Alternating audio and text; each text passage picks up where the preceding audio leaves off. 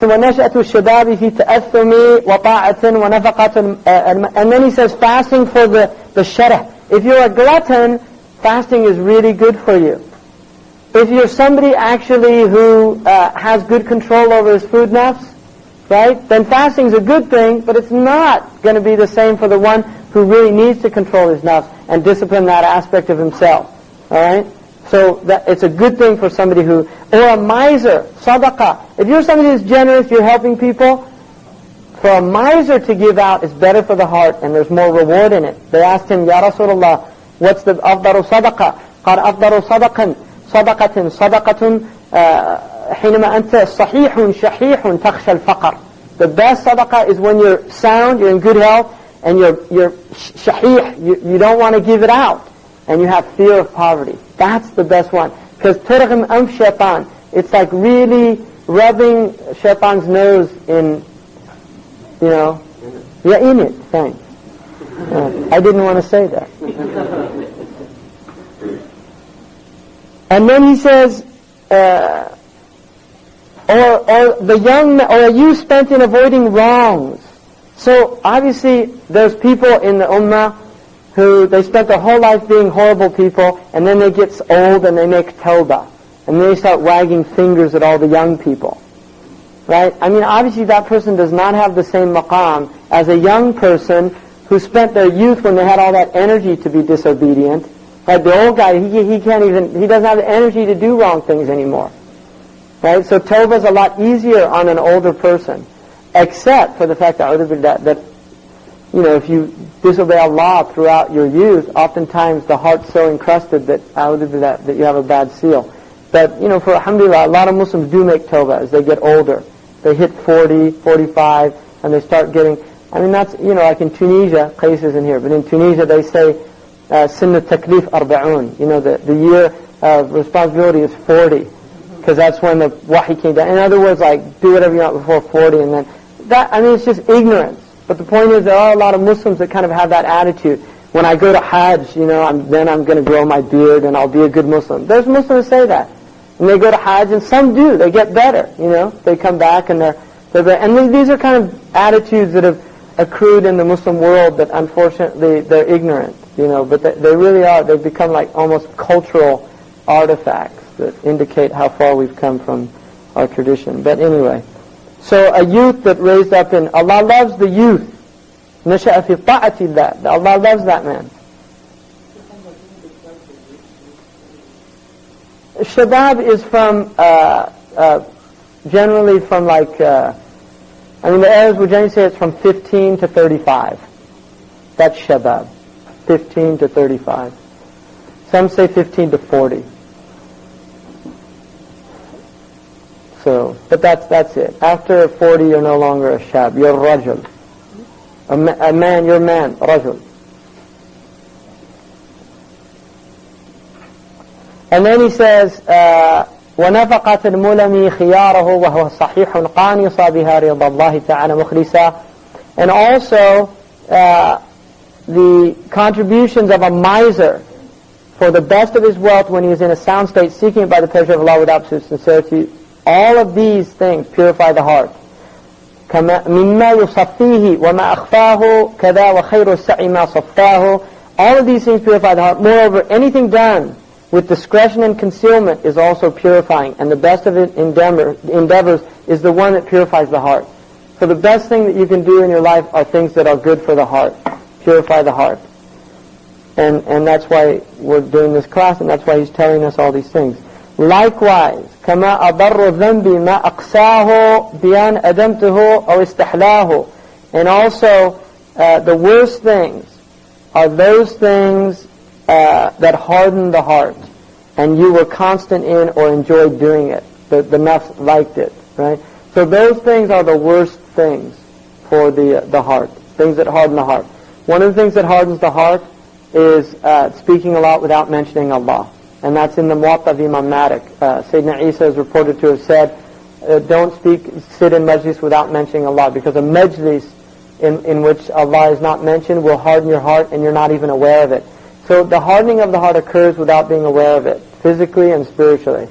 And the more the tongue is occupied in remembering Allah, the softer the heart gets, right? Really, the more dhikr somebody does, the softer the heart gets, and the more compassion and the more benefit they get from it. So that's, and then وَفَضَّلُوا ذَنْبًا لِذُلْمٍ جَرَّ عَلَى عِبَادَةٍ كَسَبْكَ كِبْرًا. Now this is a really important point. Sidi ibn Atayla radiallahu anhu said, مَعْصِيَةً أَوْرَثَتْ ذُلًّا وَافْتِقَارًا خَيْرٌ مِنْ طَاعَةٍ أَوْرَثَتْ عِزًّا وَاسْتِكْبَارًا. That a wrong action that leads to a feeling of shame and bereft, impoverishment before Allah is better than obedience that leads to feeling proud and arrogant. Now, and this is the secret of wrong actions. In other words, the wisdom of wrong actions is that Allah wanted us to do wrong to bring about this state. See, this is the secret of wrong action, right there. The Prophet ﷺ said, إِذَا لَمْ تُذْنِبُوا لَخَشَيْتُ عَلَيْكُمْ مَا هُوَ أَشَّدْ مِنْهُ الْعُجْبِ. If you didn't do wrong actions, if you didn't do wrong actions, I would have feared for you what's worse than wrong actions, ujub. Being pleased with yourself, being impressed with yourself, vanity, thinking how wonderful you are. That's worse. And then Hanbara, when he came to the Prophet ﷺ, he said, Nafaqa Hanbara. I went through that. The point is that when he said to him, لَوْ لَمْ تُخْطِئُوا لَصَافَحَتْكُمْ الْمَلَائِكَةُ فِي الشَّوَارِعِ. If you didn't do wrong actions, you'd be shaking hands with the angels on the streets. Right? That's why little babies, you watch the little babies. I mean, some people say they know Siryaniyat. Abdul Aziz Ibri said, Sidi Abdul Aziz Dabbagh, rahimahullah, that's one of the things he said, but if you look at babies, you can see newborns like they don't look at your face. They're looking around you. You know, it's amazing. You watch them, they look on both sides of your shoulder. They'll be looking like this. And they have this amazing look of just like... And then the other thing that they look at is light. And they get these awe. It's like they look at light like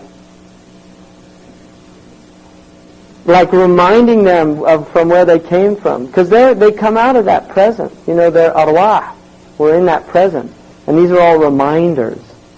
Right? It's an amazing thing. So the angel, if you don't have wrong actions, the Prophet said you'd be seeing angels.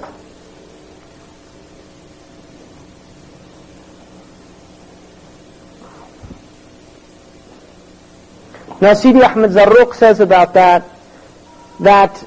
the good of ta'ah is in the essence of ta'ah, and the evil of ta'ah that he's talking about is what it results in. So when he says that, don't think that he's in any way saying that there's bad obedience and there's good ma'asiyah. That's not what he's saying, so don't confuse that.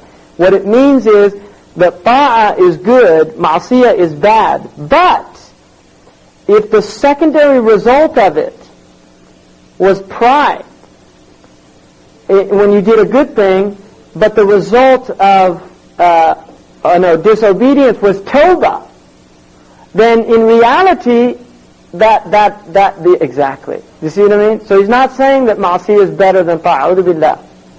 What he's saying is that the results of the actions, you might think it's good, and it turns out, and that's why asan takrahu shay'an wa khayrun lakum. Maybe you hate this ma'asiyah that you did, but in fact it was a good thing for you because it brought you to Allah. Right? It brought you to Allah. Just like there's people here in America, they kill somebody or they rob the store and they go to prison and they got guidance in the prison. That happens to a lot of people. So that disobedience that they did actually ended up being part of the causative process of the means by which they were given guidance. And so even though it was a disobedience, it was actually, it led them to guidance. So it wasn't a good thing, but it resulted in a good thing. And that's what he's saying. That a good action that results in a arrogance is worse. In other words, what it results in is worse than a wrong action that results in humility. And then he says, وذرة من عمل القلب العلي مثل الرضا والزهد والتوكل أفضل عند الله من جبال شمخن من ظواهر الأعمال. This is really important. An atom's weight of high praiseworthy action from the heart is better than high mountains of external actions with no heart. And that's that idea of فإن ركعتين من محب خير من ألف من غير حب. That to do 2 rakats with love is better than 1,000 without. Much better. And then he mentions something that Imam Sahnun radiallahu anhu said, which is وَتَرْكُ دِرْهَمٍ لِكَوْنِهِ حَضَرْ أَفْضَلُ مِنْ تَصَدُّقَاتٍ وَعُمَرٍ. Imam Sahnun said, leaving 1 daniq from what Allah made haram is better than doing 70,000 hajj and umrah. Daniq is like a penny, farthing. It's like a really least amount of money in Arabic tradition. The Arabs, they say, Imam Ja'far al-Sadiq said, أَرْبَعَةٌ عِزُّهَا ظُلْ. There's 4 things that even the best of it, there's a basement in it. He said, a dain walaw daniq, a debt even if it's a daniq, like a least amount. A bint walaw Maryam, a daughter even if it's Maryam, right? Because they don't have the protection that a son has. If a man has a son, he's strong and in the society, whereas a daughter, she's going to be in a situation where it would be more difficult to protect herself and things like that. It's not saying that son's better than a daughter. It's just saying that in those situations that her is still, she doesn't have the izz that a man has by merely being a man, just out of strength, physical strength and things like that. And then, because aziz, don't forget, in Arabic also means qawi, physically strong, or politically strong, like Aziz al-Masr. And then he says, وَالسُّؤَالُ وَلَوْ كَيْفَ الطَّرِيقِ وَالْوَحْشَ وَلَوْ لَيْلَةِ. Asking a question even if it's how do I go on this road. There's a type of, even though there's nothing wrong with it, there's a humility that comes with it. And then, وَحْشَ وَلَوْ لَيْلَةِ, like being alone even for a night. So anyway, now we go to the root causes of the disease. Let's see. Let me get through these, and then what I'll do, next week I'm going to do treatment of the diseases of with remembrance of Allah. And inshallah Shaykh Khatri will be here, so I'm going to ask him if he'll come and do this class next week. Inshallah, so people can have questions and things like that. And he loves this book, and he knows it. He knows this book really well. He spent a lot of time with this book, and I read sections of it with him. I read the Sharh Wal Khudaim with a lot of it with Shaykh Khatri, but I read it with Shaykh Abdullah, and I read the other Sharh, and we did khatam of it on the Hajj. We did on Arafat. We made khatam of the book, and then we made a dua of all the diseases. Name them all, that Allah inshallah would purify us of them. Inshallah, yataqabbal minna. Inshallah, and all of us. So he says, وَأَصْرَهَا الْجَامِعُ حُبِّ الْحَاضِرِ فِيمَا حَكَى الْهِلَالِ وَابْنُ عَاشِرِ. He says the comprehensive etiology of all of these diseases is love of the temporal world. This is the opinion of both Imam al-Hilali and Imam Ibn Ashar. So their opinion was it's hubb al-hadir. Love of this world is the root disease. And there's difference of opinion. Like we saw, Ibn Abbad said the root is tama', is desire. But again, you could see how it's hubb, and so you get in these are really semantic differences. They're all pretty much agreeing. Even Ibn Ashar radiallahu anhu, when he says it's hubb al-riyasa, it's still hubb al-dunya, because why do you want riyasa? You want power, you want dunya, you want all these things. So in the end, really, it's hubb al-dunya. And there's a hadith, even though it's weak, رَأْسُ كُلِّ خَطِيَّةٍ حُبْ الْعَاجِلَةِ. Love of this world is the reason for every wrong action. Ibn Ata'illah, on the other hand, considered it to be a man's self-satisfaction. And that's really interesting. So Ibn Ata'illah actually had a different take on it. It's still similar, but it's a different take. And he, radiallahu anhu, was a scholar. He died in 709, which is 1309, the Christian era. And he's actually considered one of the greatest masters of this science. He wrote the Hikam, and he was a Maliki jurist, and he was, Imam al-Bannani said, had it been permissible to recite other than the Quran in prayer, it would have been permissible with the Hikam, which is a hyperbole, it's an exaggeration. He's just saying how great the Hikam was. And Ibn Ata'illah says in the 35th Hikmah, he says that the source, وَعَلَمْ بِأَنَّ أَصْلَ, he says the source, أَصْلُ كُلِّ مَعْصِيَةٍ وَشَهْوَةٍ وَغَفْلَةٍ الرِّضَاء عَنِ النَّفْسِ وَأَصْلُ كُلِّ طَاعَةٍ وَعِفَّةٍ وَيَقَظَةٍ عَدَمُ الرِّضَاء مِنْكَ عَنْهَا. He says that the source of every disobedience, indifference, and passion is self-satisfaction, whereas the source of every obedience, vigilance, and virtue is dissatisfaction with oneself. And then he says, it is better for you to keep company with an ignorant man, dissatisfied with himself, than to keep company with a learned man satisfied with himself. And then he says, for what knowledge is there in a self-satisfied scholar, and what ignorance is there in an unlearned man dissatisfied with himself? And then he says here, وَأَصْلُ كُلِّ خَصَرَةٍ وَقَالَ إِنَّ أَصْلَ كُلِّ دَاءِ رِضَى الْفَتَى عَنْ نَفْسِهِ الْعَطَاءِ. Ibn Ata'illah said that وَأَصْلُ كُلِّ خَصَرَةٍ تُسْتَحْسَنُ عَدَمُهُ وَالْوَجْهُ فِيهِ بَيِّنُ. So he's saying, and the reason for every good character or quality is lack of self-satisfaction. In other words, even if this culture, if you look at it, their whole idea of getting rid of shame and they have all these things, right?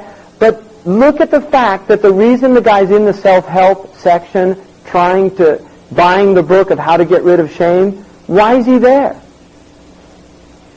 He's dissatisfied with himself. In other words, if he was happy if he didn't have any shame, if he felt great, so the guy that wrote the book doesn't want you to be self-satisfied. He wants to sell you the book. So he's glad that you're not there,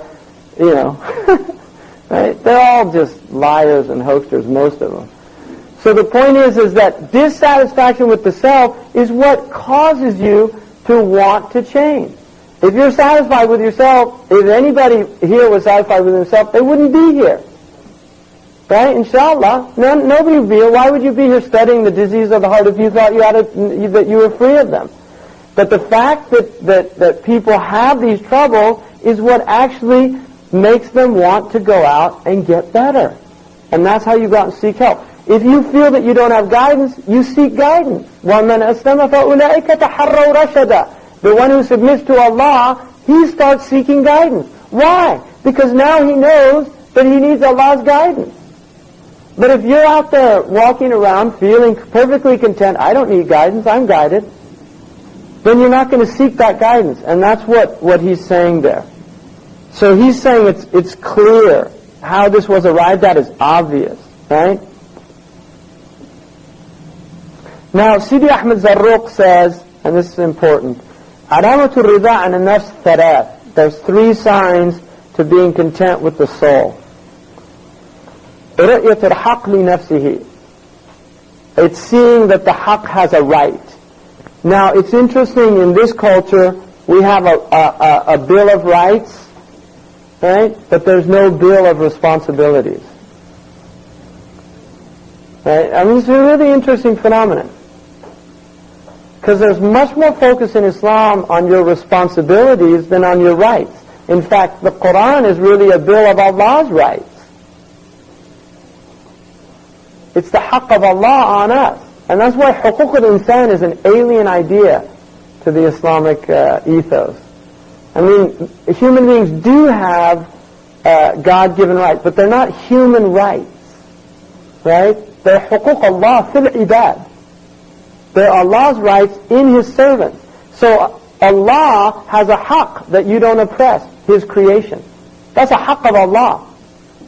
So if you kill somebody, you kill them بِغَيْرِ حَقِّهِ. And if you killed him because he warranted it by Sharia, then it's a haqq of Allah that you took his life. Because Allah demands his haqq to be fulfilled. Now Allah gives a human being a haqq, majazan. In other words, if you're wulat ad-dam, you have a haqq. But that haqq was given to you by who? By Allah. Right? So it's a haqq of Allah. And the reason the other person's fulfilling it is because he fears Allah. And this is why fear of Allah is the foundation of a Muslim society. That's the foundation of it. You have to have fear of Allah, taqwa of Allah subhanahu wa ta'ala. So the first one is seeing a haqq for the self.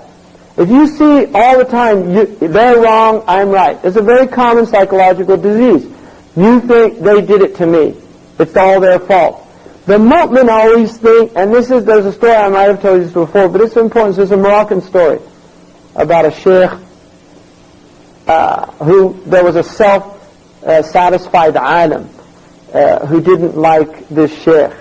And he was visiting once and he said, you know, the least of my students is better than you. And the Shaykh said, how is that possible? And he said, I'll show you. Come to my madrasa tomorrow and I'll show you.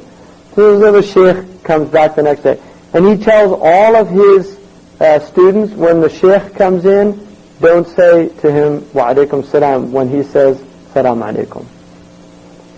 So the Shaykh comes in. And he also told him, and when so-and-so comes in, who was a student of his, don't say salam alaikum to him when he comes. So the Shaykh comes in, salam alaikum. Salam alaikum. Salam alaikum. A'udhu billah. These are your students? Hum juhal. ألم يسمعوا بقوله صلى الله عليه وسلم أو قول الله تعالى, right? إذا حييتم فحيوا بتحيتنا بمثلها وأحسن منه. Haven't you heard Allah say, if you're given a greeting, greet or better than that? هؤلاء جهال.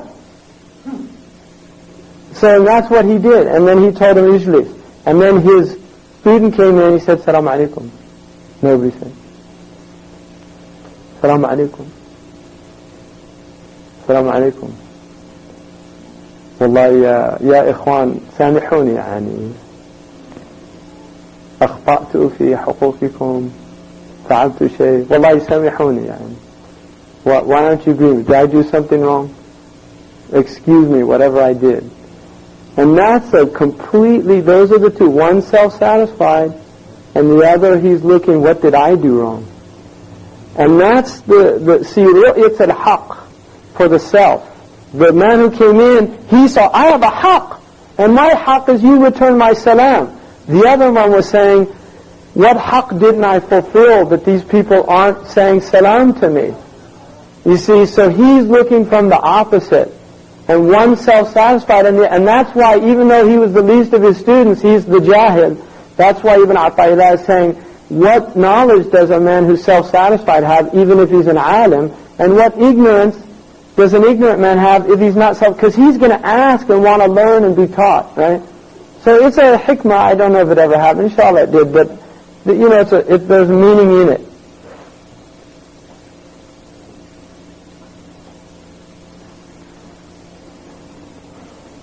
So that's the first one. The second one is الإغضاء عن عيوبها بتزكيتها من حيث يرى قبيحها حسنا بالتأويل لأنه يعلم العيب ثم يغضي عنه وإن كان نوعا منه وأنشد في هذا المعنى وعين الرضا عن كل عيب كبيرة لكن عين السخط تبدي المساوية. He says the second one is ignoring the faults of the self by deeming the self to be already in a state of purity, even if it's by interpretation. So for instance, somebody gets angry, or somebody's mutakabbir, and he says, well, the hadith says, be mutakabbir in front of a mutakabbir. And that's just his nature, but he's using, pretending something, or like that, So, or he gets angry all the time, he says, الحدة تعتري خيار أمتي. Anger even gets the worst of my ummah. In other words, I mean the best of my ummah. So I'm from the best of the ummah, and I still get angry. So it's that idea of seeing the faults, but interpreting them in ways that you don't deem them as faults. And this is what he said the poet meant when he said, the eye of contentment an kulli aibin karidatun. An eye that's content doesn't see the fault. Right? Like the one who's in love, they can't see the fault. One of the signs they say of falling out of love, they start noticing all the faults of the person. I never noticed one ear is bigger than the other. I know, right?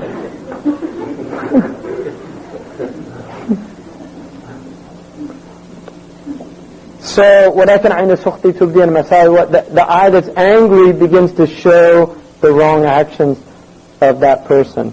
And then, so those are, and then الشَّفَقَةُ عَلَيْهَا, having compassion for the self. Poor me, I'm really having a hard time, and complaining and that type thing. So those are the three signs that somebody's content with themselves. The three signs that somebody's not content with themselves, according to Ahmed Zarruq, is the first one is ittihamuha, yattahimuha. He's always checking the self, accusing, being suspicious about the self's intentions. And this is Sayyidina Yusuf alayhi salam, who's a prophet, ma'asum. There's a khilaf about the statement, but Sayyid Ahmed Zarruq and others said Sayyidina Yusuf alayhi salam said, "La ubarri'u nafsi."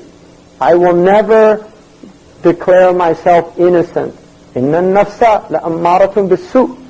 The nafs by its nature commands to evil. So always being suspicious of the self. What were my intentions there? Wondering what it is. Not, am I doing this for riya? من لم يخاف النفاق فهو منافق. Hasan al-Basri said, لا يأمن النفاق إلا المنافق. The only one feels safe from nifaq is the hypocrite. So the mu'min is always checking the self. الحذر من آفاتها, being careful of the blemishes of the soul. And this is the, in the dua the Prophet said, اللهم لا تكلني إلى نفسي طرفة عين ولا أقل من ذلك. Don't leave me to my soul even for the blink of an eye or less than that.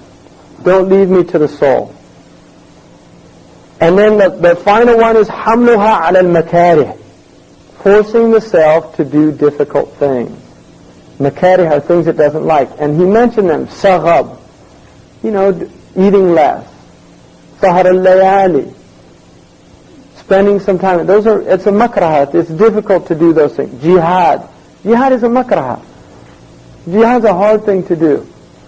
All these type things, forcing the self to do them for the sake of giving out money. It's a makraha. Self doesn't like it. You want to save your money, right? We want to save our money and get whatever we need or put it away, right? Qirshun abyad liyawmin aswad, whatever.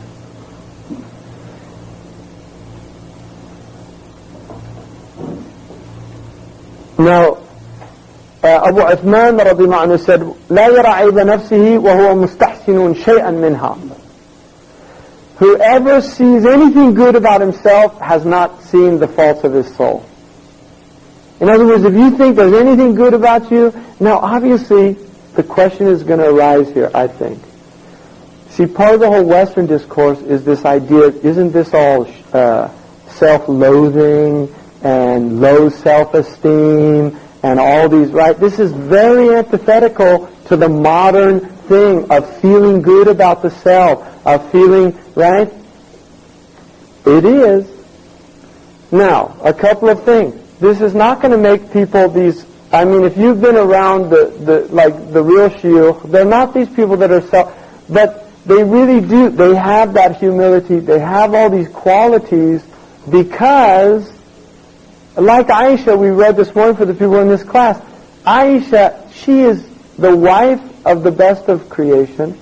She was a beautiful woman, physically.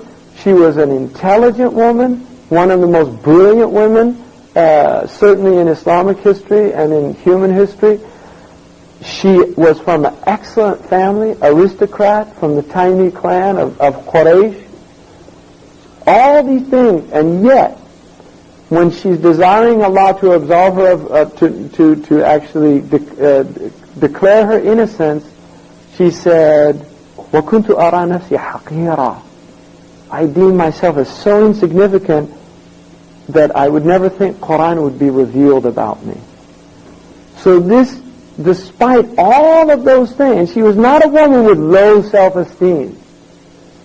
She was a woman, she was a very excellent woman with self-confidence. She's one of the few people, she asked the Prophet when he said, يدخل الجنة بلا حساب. أولم يقل الله فسوف يحاسب حسابا يسيرا, but they'll get an easy hisab? How is it now you're saying? So she's actually questioning the Prophet with her knowledge on Quran. Nobody else would do that. Only a woman with great self-confidence, or a man, would even think of doing it. A Sahaba wouldn't do things like that. So Aisha had she took an army out. She regretted it, but she took an army out. She حرضتهم. She said, let's go. He's wrong, we're right. Let's go and solve this situation. She went out in her hodaj and went out to the battle of the Jamal. And when one of Sayyidina Ali's men came, he said, Ya al-Mu'mineen. She said, La lak. Does the Arabs say that to really it's kind of an insult. La lak. You don't have a mother. Don't call me your mother. You don't have a mother.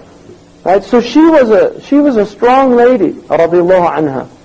But still, her understanding of herself was that she was insignificant, and that is what this is talking about. It's not talking about being in this state of self-loathing and being without any confidence or things like that. You should be confident. You should have all those things, but you should not be content with yourself. That's all they're saying. Don't be content with yourself. Don't see. Always want to change. There's always room for improvement, and that's the point. No matter if you're a master calligrapher, there's always somebody better than you. There's always somebody to be. If you're the perfect tajweed, there's always more mastery of the Quran to be done. So you always deem, I haven't done enough. That's all, and that is because we're human beings. And لم أرى عيبا من عيوب الناس كنقص القادرين على التمام. I never saw a fault from amongst the faults of people like the inability for people capable of achieving human perfection, why they don't do it. And the reason they don't do it is because they're satisfied. You get to a level of, alhamdulillah, I recite the Quran reasonably well. I don't really feel a need to go and sit with a tajweed teacher anymore. Khalas, you're self-satisfied. And that's the level you'll get to. Because now you're pleased. But if you say no, right? Khalas. You want to go and increase it more. Lugha al-Arabiya, alhamdulillah, I studied enough. I know qawaid. I'm not going to make any mistakes. Khalas, you're not going to learn anymore. And the thing is, all of these things, they're endless. All these sciences are endless. All of these knowledges are endless. All of these abilities are endless. And the master is not the one who actually achieves the mastery. It's the one who's committed to constant improvement. Right? That's the person who has mastery, because they're always improving. They're always improving their technique. They're always seeing, there's always room, I could do better. But if he feels content, I'm self-satisfied, khalas, there's no more improvement, and then you're dead. So that's what he means. All right? And then he says, لِأَنَّهُ دَاعٍ إِلَى بَحْثِكَ عَنْ أَخْلَاقِهَا فَتَتَّقِي غَيْرَ الْحَسَنِ. Because when a man is dissatisfied with himself, this acts as an impetus to seek virtuous character and to vigilantly avoid what is unbecoming of him. So you're always vigilant about it. Alhamdulillah. So we'll stop there, inshallah, and then next week we'll finish this section. And then what I'm going to do, inshallah, we have how many more classes? 3? Or 2? Is there 3?